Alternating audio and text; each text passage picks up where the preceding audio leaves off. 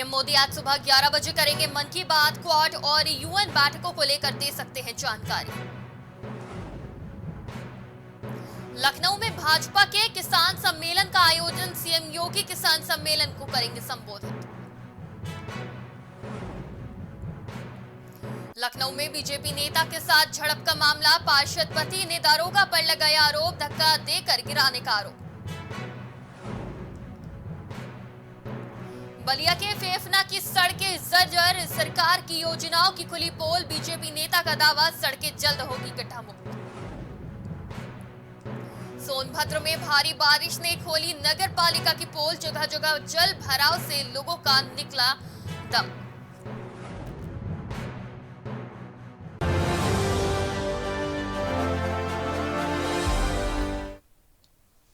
नमस्कार, prime TV में आपका स्वागत है। मैं हूं आपके साथ शिखा मेहरोत्रा। तो शुरुआत करते हैं खबरों की। उत्तर प्रदेश में विधानसभा चुनाव में अब की बार 350 पार का लक्ष्य साध कर भारतीय जनता पार्टी अब सभी वर्गों को रिझाने में जुट गई है। वहीं इसको लेकर आज लखनऊ में किसान सम्मेलन का आयोजन किया जाएगा। मुख्यमंत्री योगी आदित्यनाथ सम्मेलन को संबोधित करेंगे। वृंदावन योजना डिफेंस एक्सपो मैदान में सम्मेलन का आयोजन होगा। तो लगातार नाराज चल रहे किसान वर्ग को लुभाने में अब बीजेपी सरकार जुट गई है और अब किसान सम्मान के सम्मेलन का आयोजन किया जा रहा है, जिसमें सीएम योगी खुद शामिल होकर संबोधित करेंगे और किसानों की जो परेशानियां हैं, जिस वजह से किसान नाराज हैं, उनको मनाने की कोशिश भी की जा सकती है। तो सीएम योगी किसान सम्मेलन को संबोधित करेंगे। आज नाराज किसानों को मनाने की कोशिश जारी है बीजेपी की, क्योंकि चुनावी माहौल है और किसी भी वर्ग को नाराज नहीं रखना चाहता है कोई भी पक्ष। जहां किसान 3 नए कृषि कानून को लेकर नाराज चल रहा है, तो वहीं बीजेपी अब इन नाराज किसानों को मनाने में जुट गई है। हालांकि सभी किसानों को विपक्ष की सारी पार्टियों का सहयोग मिल रहा है, सभी उनके साथ खड़े हैं। लगातार 10 महीने से ज्यादा का वक्त हो रहा है जब से किसानों का प्रदर्शन जारी है और अभी तक कोई निष्कर्ष नहीं निकल पाया है। 3 नए कृषि कानूनों को लेकर लगातार सत्ता और किसानों के बीच कई बार की बैठकें हुई, बातचीत हुई, लेकिन कोई निष्कर्ष नहीं निकला, जिससे किसान नाराज हैं। वहीं अपनी मांगों को लेकर लगातार किसान प्रदर्शन कर रहे हैं। तो वहीं आज यूपी में सीएम योगी जनसभा को संबोधित करेंगे और आज किसान सम्मेलन का आयोजन किया जा रहा है। और इस खबर पे हमारे साथ ज्यादा बातचीत के लिए न्यूज रूम से हमारे साथ संवाददाता गौरव जुड़ चुके हैं। तो गौरव, जिस तरह से किसानों को मनाने की कोशिश में जुट गई है बीजेपी, तो क्या इसका कुछ असर देखने को मिलेगा? देखिए शिखा, मैं आपको बता दूं कि जैसे जैसे चुनाव आ रहे हैं, वैसे वैसे वर्ग विशेष को लुभाने के प्रयास अलग अलग राजनीतिक दलों द्वारा शुरू हो गए हैं। कहीं महिला सम्मेलन होता है, कहीं यात्राएं निकलती हैं, कहीं प्रबुद्ध वर्ग सम्मेलन होता है, कहीं संवाद से समाधान होता है। अलग अलग पार्टी विशेष द्वारा अलग अलग कार्यक्रम किए जा रहे हैं। अब ये माना जा सकता है कि जिस तरह से कि किसान जो है वो नाराज है। कहा जा रहा है कि जो 3 कृषि कानून आ रहे हैं उनको संशोधन मांग रहे थे, संशोधन नहीं हुआ, किसान नाराज है। उसको देखते हुए माना जा रहा है कि किसान वर्ग बहुत बड़ा वर्ग है। लगभग देश की 60% आबादी किसान वर्ग से आती, किसान वर्ग की है। तो उसको देखते हुए बड़ा सम्मेलन माना जा सकता है कि अभी तक किसी भी पार्टी द्वारा इस तरह का किसान सम्मेलन नहीं किया गया है, जो कि बीजेपी के द्वारा पहली पहल रहेगी किसान सम्मेलन करने की, किसानों को अपने पाले में करने की, किसानों की समस्या है, किसानों से संवाद स्थापित करने के प्रयास बीजेपी द्वारा किया गया है। जी गौरव, जिस तरह से बार बार किसान अपनी मांगों को पूरा करवाने के लिए कई तरीके अपना रहे हैं, प्रदर्शन कर रहे हैं, भारत बंद का आवाहन कर रहे हैं, और एक तरफ बीजेपी किसान सम्मेलन कर रही है, तो क्या किसान इसमें शिरकत करेंगे? देखिए, मैं बता दूं, भारतीय जनता पार्टी किसान मोर्चा की शुरू से नीति रही है। जो किसान है उनको उनका अलग से उन्होंने एक विंग बनाई हुई है, एक प्रकोष्ठ है, वो काम करता है, जिसके राष्ट्रीय अध्यक्ष आपके राजकुमार चाहर हैं और उत्तर प्रदेश के अध्यक्ष कामेश्वर सिंह हैं। इनके द्वारा समय समय पे किसानों से चर्चा की जाती है, संवाद भी किया जाता है। और जिस तरह से किसानों का इस समय नाराजगी है, उसको देखते हुए महत्वपूर्ण कदम भी है। इसके अलावा कहा जा रहा है इस सम्मेलन में उत्तर प्रदेश की सारी 403 विधानसभा क्षेत्रों से किसान आएंगे और इस कार्यक्रम में शिरकत करेंगे। जी। इसीलिए इस कार्यक्रम को उत्तर प्रदेश के मुख्यमंत्री योगी आदित्यनाथ संबोधित करेंगे, किसानों से संवाद स्थापित करेंगे, उनकी समस्याओं को समझेंगे और एक जो ये बड़ा वर्ग है, इस वर्ग को आगामी चुनाव को देखते हुए अपने पक्ष में करने का प्रयास यहाँ भारतीय जनता पार्टी द्वारा किया जाएगा। गौरव, यूपी का चुनाव काफी अहम माना जाता है क्योंकि जो यूपी की सत्ता पे राज करता है वही दिल्ली की सत्ता पे भी राज करता है, ऐसा कहा जाता है। लेकिन सरकार ने 3 नए कृषि कानूनों में किसी भी तरह का बदलाव या फिर उसको वापस लेने की बात से इनकार कर दिया है। तो क्या यूपी चुनाव को देखते हुए सरकार कोई कदम उठा सकती है? देखिए, बिल्कुल सही कहा आपने। जिस तरह से कानून है, कानून पे अभी जो विचारधारा है उसमें मतभेद है। जो कानून, जो आपके किसी संगठन है वो उसमें संशोधन चाहते हैं, सरकार उसमें संशोधन करने के पक्ष में नहीं है। सरकार कह रही है जो कानून है ये ठीक है और ये किसानों के हित में है। अब और दूसरी चीज़ ये भी है कि सरकार के द्वारा ये भी कहा जा रहा है कि जिस तरह से संगठन, जो किसी संगठन है ये आपका प्रदर्शन कर रहे हैं, आंदोलन कर रहे हैं, ये पूर्ण तरह से राजनीतिक है। जो वास्तव में किसान है, जो वास्तव में खेती करते हैं, जिनकी जीविका वास्तव में किसानी है, वो इस आंदोलन में शरीक ही नहीं है।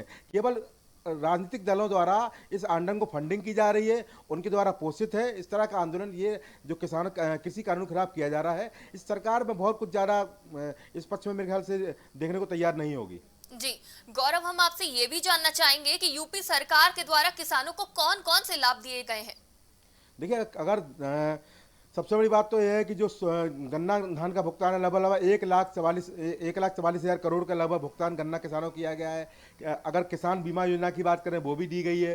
किसान निधि जो है, यानी हर 6 माह में 6,000 रुपये का आपका जो प्रयास है किसानों की, यानी जो उनकी आमदनी को बढ़ाने के लिए या उनकी जो समस्या है उसको ख़त्म करने के लिए इस तरह के प्रयास किए गए हैं। खासतौर से MSP भी बढ़ाई गई है और जो नीतियाँ हैं सरकार की, उत्तर प्रदेश सरकार की, वो फिलहाल तो किसानों के हित में है। अब संगठन उसको कैसे देखता है, किसान मोर्चा उसको कैसे देखता है और किसानों से संवाद किस स्तर तक हो पाता है कि वो समझ पाए कि हाँ, वास्तव में जो सरकार की नीति है वो हमारे लाभ में है, तभी कुछ बात बन पाएगी। जी बिल्कुल, बहुत बहुत शुक्रिया हमारे साथ जुड़ने के लिए और तमाम बातचीत के लिए। इस खबर पे हमारे साथ संवाददाता गौरव जुड़े थे।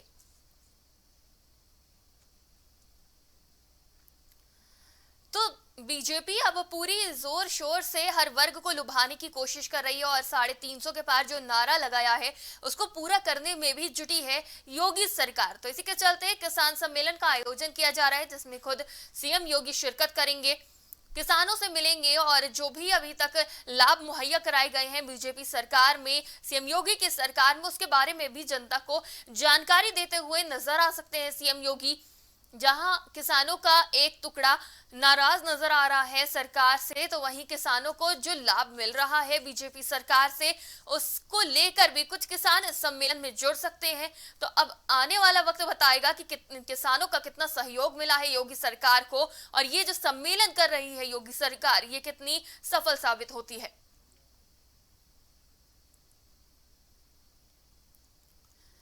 तो भाजपा के किसान सम्मेलन का आयोजन किया जा रहा है आज। आपको बता दें कि वृंदावन योजना डिफेंस एक्सपो मैदान में इसका आयोजन किया जा रहा है जहां सीएम योगी भी मौजूद रहेंगे और संबोधित करेंगे। प्रतापगढ़ में भाजपा सांसद के पिटाई के बाद लखनऊ में भाजपा नेता के साथ धक्का मुक्की का मामला सामने आया है।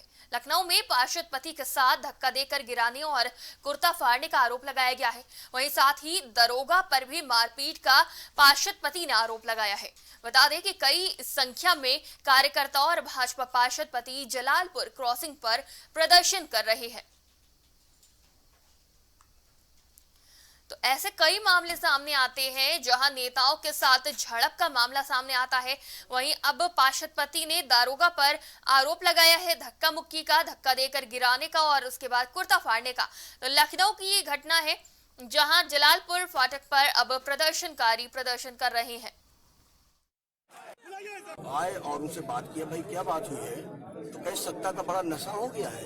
हम कहने भाई था कुछ बात करें, थोड़ी बहुत बात ही सब सड़क पे है, ठीक है कोई बात नहीं। तो कहने मैं न उनको जानता हूँ न आपको न तुमको जानता हूँ, तुमको जो करना। तब तक बीके सिंह ने हम कुछ बोले, बीके सिंह ने धक्का मार दिया और मार करके कुर्ता फाड़, वो उसी कुर्ता फटा, फाड़ के हमको धक्का मार के वहाँ निकाल दिया चौकी। और जो करना कर लो, सस्पेंड कर लोगे, सस्पेंड तुम करा नहीं पाओगे, जो करना कर लो।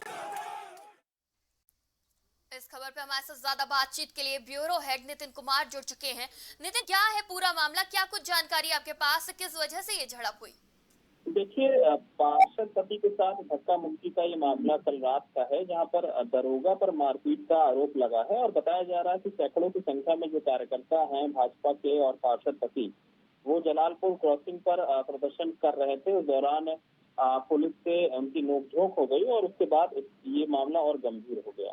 साफ तौर पर बताया जा रहा है कि पार्षद पति रास्ते से गुजर रहे थे, उसी दौरान जो पुलिस है उससे किसी बात को लेकर विवाद हुआ और उसके बाद मामला इतना गर्म हो गया कि दोनों में काफी कहासुनी हो गई और उसके बाद मामला धक्का मुक्की तक उतर आया, जिसके जैसे कि जो विजुअल्स हैं उसमें भी साफ तौर पर दर्शाया जा रहा है, दिख रहा है। तो ये कल दूसरा मामला है उत्तर प्रदेश का। पहले प्रतापगढ़ में सांसद संगम लाल के साथ मारपीट हुई और 50 कांग्रेसियों के ऊपर FIR दर्ज हुई है, जिसमें प्रमोद तिवारी और उनकी बेटी आराधना मिश्रा का भी नाम शामिल है। और उसके बाद लखनऊ में इस तरह का मामला निकलकर सामने आया, जहां पर पार्षद पति के साथ धक्का मुक्की हुई है और पुलिस के ऊपर उसका पूरा जो आरोप है वो पार्षद पति लगाते हुए नजर आ रहा है। नितिन, किसकी गलती नजर आ रही है? क्योंकि अक्सर नेता अपने आगे पुलिस को कुछ नहीं समझते हैं, वहीं पुलिस भी कभी कभी नेताओं को कम ही आंकने लगते हैं, तो ऐसे में ये विवाद होना लाजमी है, लेकिन यहाँ पे गलती किसकी नजर आ रही है? देखिए, अगर दोनों की बात, दोनों का पक्ष सुना जाए तो कहीं ना कहीं दोनों एक दूसरे के ऊपर आरोप लगाते हुए नजर आ रहे हैं। पार्षद पति का साफ तौर पर ये कहना है कि पुलिस ने उनके साथ अभद्रता करी है और पुलिस ने साफ तौर पर इस बात को बताया है कि कहीं ना कहीं पार्षद पति कुछ नियमों का उल्लंघन कर रहे थे और इसी वजह से मामला जब उनको उस मामले को लेकर संज्ञान में लाया गया तो उन्होंने मामले को काफी हद तक तूल दे दिया और मामले को बिगाड़ दिया। तो ये दोनों की अगर बात सुनी जाए, दोनों का पक्ष अगर सुना जाए तो कहीं ना कहीं गलतियां दोनों की निकलकर सामने आ रही है। लेकिन अब ये जांच का विषय है कि जांच होती है और जांच के बाद जो मामला है और जो सच्चाई है वो निकलकर सामने आएगी, तभी कुछ कहा जा सकता है। जी बिल्कुल, बहुत बहुत शुक्रिया हमारे साथ जुड़ने के लिए और तमाम बातचीत के लिए। इस खबर पे हमारे साथ ब्यूरो हेड नितिन कुमार जुड़े थे। सरकार लाख दावे कर ले, लेकिन धरातल पर कुछ और ही नजर आ रहा है। बता दें कि जिस तरह बलिया के फेफना की सड़कें जर्जर हैं, उससे ये पता चलता है कि सड़क को लेकर विकास कितना हुआ है। वहीं इतनी बात पर अवलेश सिंह बीजेपी नेता से जब प्राइम टीवी ने सवाल पूछे, तब उन्होंने जवाब दिया कि सपा और बसपा 20-20 सरकार रही है, लेकिन कितना विकास हुआ है? अभी तो 4.5 साल हुए हैं, अभी तो महाराज जी सरकार है। फेफना विधानसभा के लिए इतने फंड आई है कि सारी सड़कें गड्ढे मुक्त हो जाएंगी। जिस तरह से पूर्वांचल एक्सप्रेस वे योगी सरकार ने किया है, लखनऊ जाने में महज 4 घंटे लग रहे हैं। उन्होंने कहा कि बाढ़ का क्षेत्र है, इस वजह से सड़कें टूट गई हैं, लेकिन फिर से इनको गड्ढा मुक्त किया जाएगा। अवलेश जी, देखा जा रहा है कि जो सरकार की योजनाएं हैं पूरी तरह आपके बलिया में दिखाई नहीं दे रही हैं। क्या लगता है कि 2022 का चुनाव आने वाला है,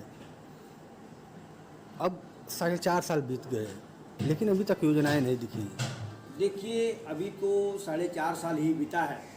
सपा और बसपा दोनों ने 20-20 साल तक जो है शासन किया और पूरे प्रदेश में, पूरे बलिया जनपद का विकास, बलिया जनपद का प्रदेश का सबसे लास्ट जिला है। बलिया का तो विकास बिल्कुल ही नहीं हुआ है। तो अब 4.5 साल में भाई आप क्या उम्मीद करते हैं? अभी तो विकास का अब महाराज जी का टाइम है, माननीय आदित्यनाथ योगी जी का विकास योजनाएं तमाम आई हुई है, लेकिन अभी धरातल पे नहीं पहुँच पाई है। बलिया में किसानों की मुश्किलें बढ़ सकती हैं। बलिया साइंस मिलर एसोसिएशन ने भारतीय खाद्य निगम से इस साल धान खरीदने से इनकार कर दिया है। वहीं इसको लेकर राइस मिलर एसोसिएशन के कार्यकर्ता ने हड़ताल पर जाने की बात कही है। उनके खिलाफ मोर्चा खोला है। कहा कि भारतीय खाद्य निगम द्वारा राइस मिलर से धान के बदले चावल नहीं बल्कि सरकार पैसा मांग रही है। वहीं खाद्य विभाग ने आरसी काट दिया है। जिला प्रशासन ने कहा कि जांच में राइस मिलर्स के पास 100% चावल मौजूद है। तो वहीं भारतीय खाद्य निगम ने कहा कि जांच में धान के बदले चावल मौजूद है, फिर भी चावल को सीज किया गया है। विपणन अधिकारी और उप जिला अधिकारी महोदय IAS साहब जो विनय दामर साहब हैं और भारतीय खाद्य निगम के प्रबंधक द्वारा तीनों लोगों को मिलाकर के पुनः सत्यापन के लिए टीम गठित की गई, लेकिन भारतीय खाद्य निगम का कोई भी कर्मचारी उस पुनः भौतिक सत्यापन टीम में उपलब्ध नहीं हुआ। उनके न उपलब्ध होने के बारे में भी माननीय जिला अधिकारी महोदय द्वारा महाप्रबंधक भारतीय खाद्य निगम लखनऊ को पत्र भी भेजा गया कि आप किसी भी कर्मचारी को नामित करें ताकि मिलों में चावल का भौतिक तमसा नदी की बाढ़ ने नगर के नए क्षेत्रों को अपने दायरे में ले लिया है। पानी के बढ़ते कहर का दौर लगातार जारी रहने से आम नागरिकों और यात्रियों की मुश्किलें लगातार बढ़ती जा रही हैं। कई बुजुर्ग नागरिकों का कहना है कि तमसा नदी में ऐसी बाढ़ 1955 के बाद अब देखने को मिली है। तमसा नदी के पानी ने जिला मुख्यालय के ही आधा दर्जन मोहल्ले को अपनी चपेट में ले लिया है। वहीं अंबेडकर नगर के ग्रामीण क्षेत्रों में कचहरी, अबकपुर, जलालपुर विकासखंड के सैकड़ों गांव के हजारों एकड़ धान और गन्ने की फसल पूरी तरह से डूबकर जलमग्न हो गई है। वहीं बाढ़ में फंसे नागरिक सुरक्षित स्थान पर पलायन करने को मजबूर हैं। प्रशासन ने जिला मुख्यालय के जौहरडी मोहल्ले से 8 परिवारों को नाव की मदद से सुरक्षित बाहर निकाला। इस बीच बाढ़ प्रभावित क्षेत्रों के 300 से अधिक परिवारों में लंच पैकेट वितरित किए जाने का कार्य भी शुरू कर दिया गया है। इसके साथ ही जिलाधिकारी सैमुअल पॉल एन के निर्देश पर राजस्व कर्मियों ने बाढ़ प्रभावित क्षेत्रों के निराश्रितों और आर्थिक रूप से कमजोर को चिन्हित भी किया है, जिससे उन्हें राशन किट बांटी जा सके। मौजूदा समय में जो बाढ़ की विभीषिका दिख रही है वो अत्यंत गंभीर है।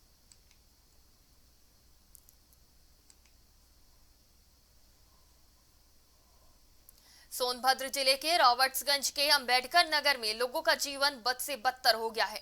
लगातार हो रही बारिश के चलते जगह जगह जल भराव की समस्या खड़ी हो गई है, लेकिन स्थानीय प्रशासन की तरफ से कोई भी कदम नहीं उठाए जा रहे हैं जिससे लोगों को परेशानी से छुटकारा मिल सके, लेकिन ऐसा नहीं हो रहा है। सड़कों पर बारिश का पानी भर जाने से स्थानीय लोगों ने खुद लकड़ी का पुल बनाकर आने जाने पर मजबूर हो गए हैं। वहीं मामले को लेकर जिला अधिकारी अभिषेक सिंह का कहना है कि जल्द ही अधिकारियों को मौके पर भेजकर जांच कराकर समस्या का समाधान कराया जाएगा। इस समय तहसीलदार को और नगर पालिका के ईओ को भेजता हूँ, जिससे भी संज्ञान है। बारिश में पानी आता है, लेकिन जैसे आप बता रहे हैं कि पहले भी पानी जमा हो जाता था, उसको मैं आज ही देख पाता हूँ। उसका सफाई प्लस वहाँ पे जो भी हमको एक डिसइंफेक्शन करना होगा ताकि कीड़े या मकोड़े इस टाइप का किसी प्रकार से बना। बुलंदशहर जिले में आबकारी विभाग की लापरवाही से अवैध शराब का कारोबार बढ़ता जा रहा है। शराब माफिया अपने घरों पर खुलेआम शराब की बिक्री कर रहे हैं, जिसका एक वीडियो सोशल मीडिया पर वायरल हो रहा है। वायरल हो रहे वीडियो में साफ देखा जा सकता है कि युवक अपने घर पर शराब की बिक्री कर रहा है। वायरल वीडियो खुर्जा कोतवाली इलाके का बताया जा रहा है। वीडियो वायरल होने की जानकारी पर एसएसपी संतोष कुमार ने जांच के आदेश दिए हैं। उन्होंने कहा कि जांच के आधार पर आरोपी के खिलाफ सख्त कार्रवाई की जाएगी।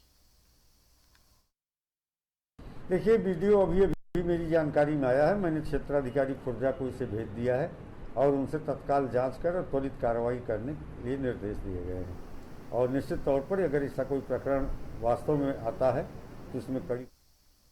रामपुर के मिलक ग्राम पंचायत भोजीपुरा में जिलाधिकारी रविंद्र कुमार मॉडर और मुख्य विकास अधिकारी गजल भारद्वाज ने दौरा किया। दौरे के दौरान बॉस से विभिन्न प्रकार के आकर्षक उत्पादों को तैयार करने के स्थानीय लोगों के हुनर को पहचान दिलाने के लिए प्रशासन ने ये कवायद शुरू की है। जिलाधिकारियों और मुख्य विकास अधिकारी ने इन पौधों की देखरेख के लिए कार्य योजना के बारे में अधिकारियों से जानकारी प्राप्त की है और पौधारोपण भी किया है।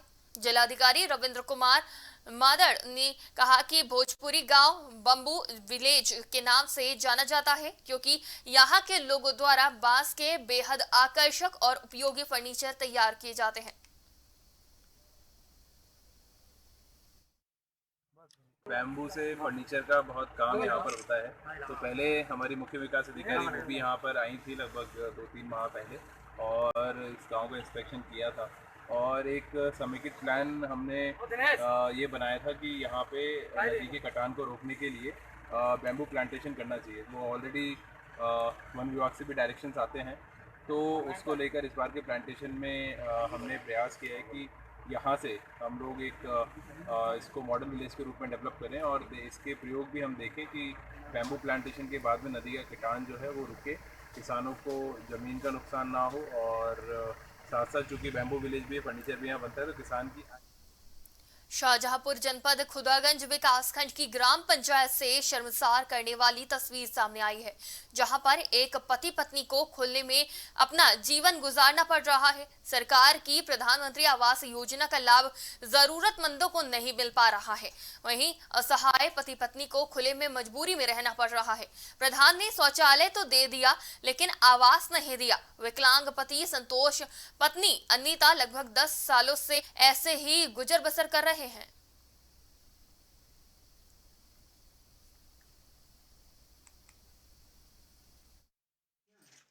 दो 2022 तक हालांकि माननीय प्रधानमंत्री जी ने ये घोषणा की थी कि 2022 तक जो है कोई भी आदमी बगैर छत के नहीं रहे। हालांकि सरकार ने प्रयास किया और उसमें मेरे हिसाब से करीब सरकार जो है 60 से 70% सफल भी रही, लेकिन अभी भी जो है करीब 30% लोग अभी भी बाकी हैं।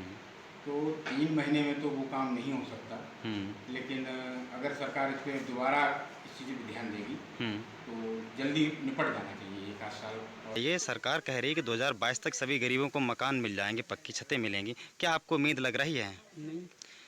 आपने प्रधान से कहा था आवास के बारे में? प्रधान से कहा था, प्रधान ने कही अभी नहीं। रायबरेली में रिहायशी इलाकों में बहुत सी ऐसी इमारतें हैं जो अपना जीवन पूरा कर चुकी हैं, गिरने की कगार पर है, लेकिन नगर पालिका या फिर प्रशासनिक कर्मचारी और अधिकारी इस पर ध्यान नहीं दे रहे हैं, जिसकी वजह से हादसे होने के खतरे बने रहते हैं। ऐसी ही एक इमारत रायबरेली से सामने आई है, जहां मकान भरभरा कर गिर गया और सड़क पर उसका मलबा फैल गया। स्थानीय लोगों ने कई बार इसको गिराने के लिए क्षेत्रीय सभासद और अधिकारियों से कहा भी, लेकिन इमारत को गिराया नहीं जा सका।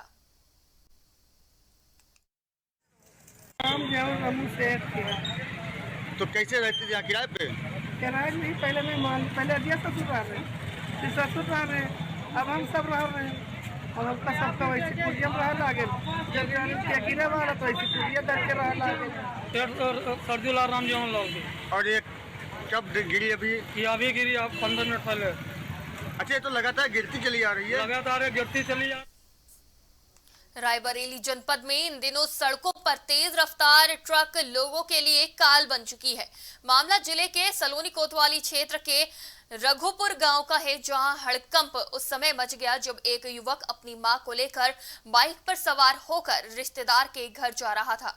तभी दूसरी तरफ से आ रही तेज रफ्तार अनियंत्रित ट्रक ने बाइक सवार मां बेटे को जोरदार टक्कर मार दी। टक्कर लगते ही बाइक सवार मां बेटे सड़क पर गिर गए। ट्रक युवक के ऊपर चढ़ गई, जिससे युवक की घटनास्थल पर ही मौत हो गई।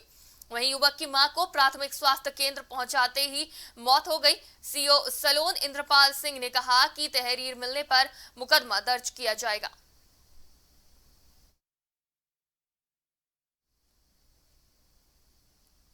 लखीमपुर खीरी के सिंगाही थाना क्षेत्र अंतर्गत ग्राम पंचायत नौरंगाबाद में पोल्ट्री फार्म को चोरों ने अपना निशाना बनाया है। चोरों ने लाखों की चोरी कर मौके से फरार हो गए हैं। वहीं पोल्ट्री फार्म के मालिक ने सिंगाही थाने प्रभारी को सूचना पत्र देकर उचित कार्रवाई की मांग की है।